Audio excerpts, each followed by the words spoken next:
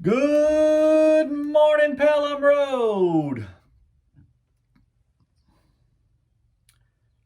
Today's question for you to put in the comment section, put your answers there, is this.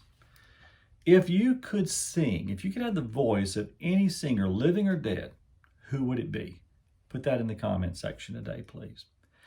Remember where we left off yesterday? We talked about sharing yesterday and how important that lesson of sharing was and how valuable it is to learn that lesson, and that often sharing a bedroom is one way that lesson is taught. Now, recently, we had an inauguration of a new president. Over 81 million people voted for Joe Biden. Former President Trump received 74 million votes. Now, these 81 million people and these 74 million people, we share a room. And if we don't do something to lower the temperature, we're going to break some windows. And we're going to destroy the only room we have to live in. Now, do you think either of these groups are going to leave America? I don't. So how are we going to get along in this room called America? How are we going to learn to share? We could do what I saw done on, I think it was the Brady Bunch. The more I think about it, maybe it wasn't the Brady Bunch, but I'm 54% sure it was the Brady Bunch. Jan and Cindy were going to share a room. And so they put tape down the middle of the room because they were each rather territorial.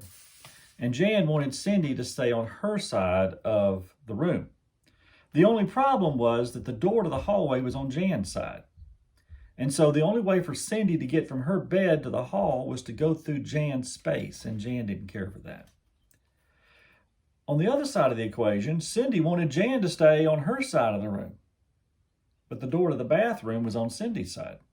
So the only way for Jan to get to the bathroom was to go through Cindy's territory. As you can see, this has all the possibilities of a great comedy. It was a royal mess. The viewer knew from the start this wasn't going to work. It was going to be a disaster. You see, as long as you see your territory as more important than the person you share the space with, then you're going to have conflict. But the absolute minute you recognize that the person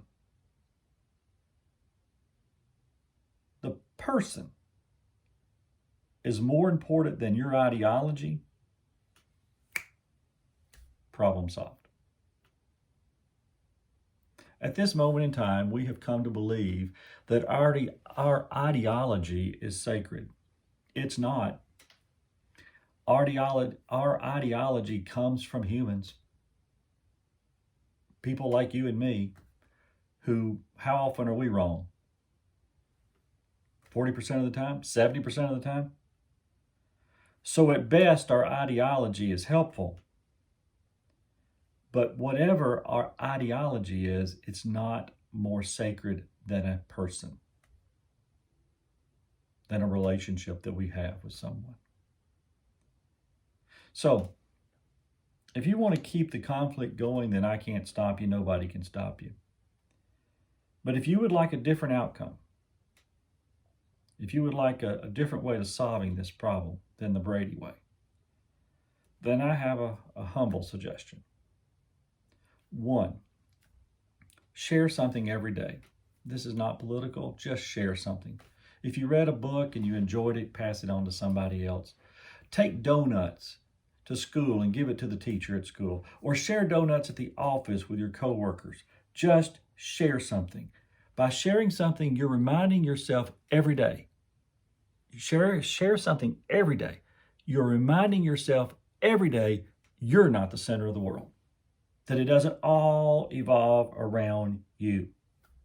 You and your family are not the center of the universe. My family are not the center of the universe. And one way we learn that is by sharing. Second, find somebody who thinks differently than you and speak with them monthly. Over the course of the year, maybe you can find more than one someone. Share coffee with them, have lunch with them, exchange emails with them, and don't argue. You can disagree, but don't argue. Mainly just listen. Find somebody who's of a different faith. Find someone who's a different color. Find someone who grew up somewhere else in the country. Just expand your knowledge of the human condition. 3, stop watching and listening to extremists. Talk radio, television, podcast. Let's make 2021 the year we put the extremists out of business. Just stop listening to them. Find your news, your information somewhere else, but not from the edges. If they're peddling anger, just stop listening. 4, let's offer respect to our federal institutions. Respect.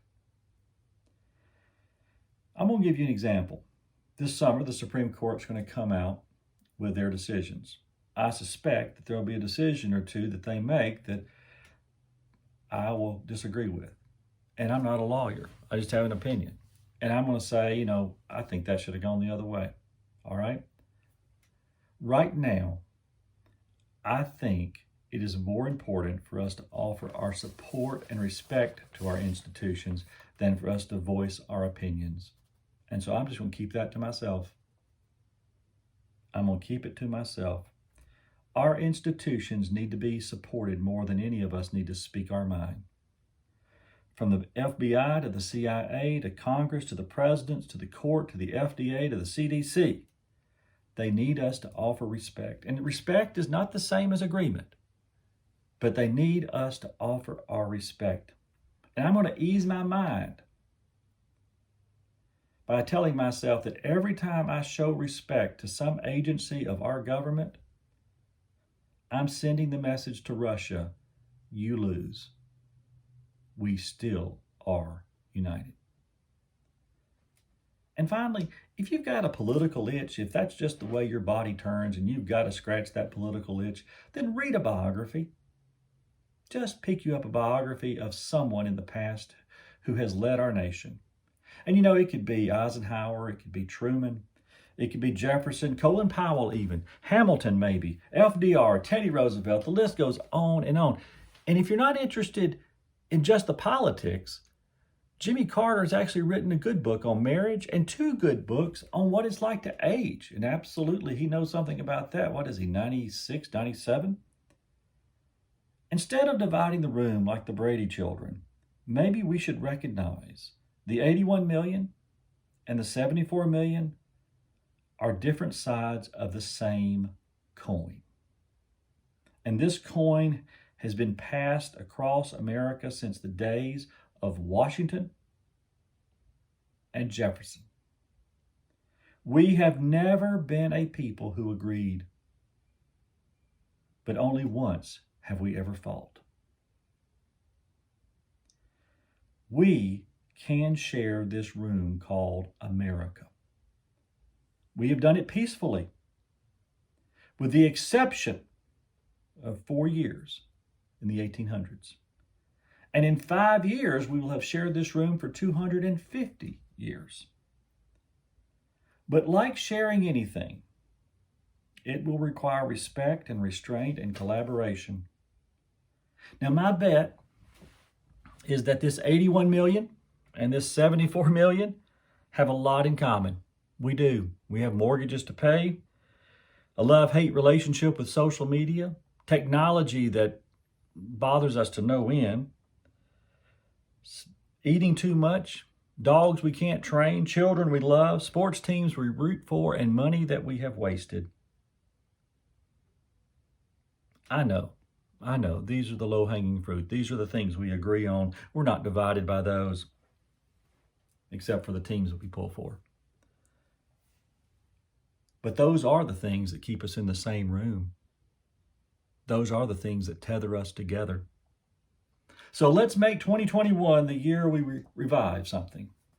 In 2021, let's revive respect, restraint, and collaboration as we share this room called America.